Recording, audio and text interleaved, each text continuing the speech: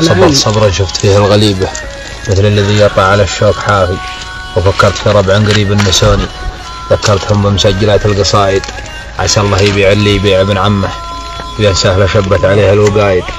ويبن على الرجال يأكل ذراعه ما فيه علم الله بدرس وشهايد، عما جرى ما فيه علم الله بدرس وشهايد، واللي يبى درب الجمالات يتعب، درب الجميل اليوم عسر وكايد، وقت الرخاء يا اخوي ما فيه خوه، لو صار ما انت بخوي وقت الشدايد، الايام واجد والليالي طويله، وباقي من ايام السعاده شرايد، لو صار وقت الحر ما ذقت نفعك،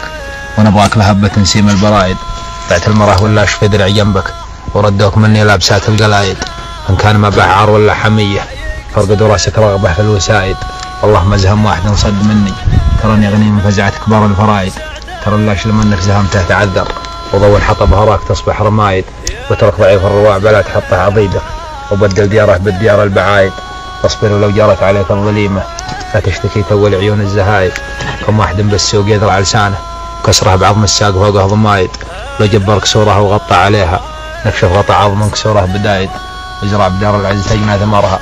يزيد ميزانك عليه كل زايد، زرعنا ربه بالصبح والبطاحي، وما يكسب الزراع عند الحصايد، ما ينفعك برقم بعيد تخيله، شوف المطر مسكاك بدون قدايد، ثوب العرى يعريك ترك لباسه، ما ينفع الترقيع والثوب بايد، ما ينفعك برقم بعيد تخيله، شوف المطر مسكاك بدون قدايد، ويا ابن ادم دنياك لا تفتخر بها، ما ينفعك لو كان عندك رصايد، ما ينفعك من مالك الا جميلك، وما قدمت يمناك جالك سنايد، ترى الطيب يا مات كل درابه، وقالوا فقيده من كبار الفقايد، ولا الردي موته يساوي حياته، حتى لو تطوى عليها اللحايد، اما جرى هيئت بعض المثايل العلم يفيد علمه وفايد، وصلاه ربي عند ما شاء مخيله فيها برد ورعايد. اللهم صل وسلم عليه صح السلام عليه.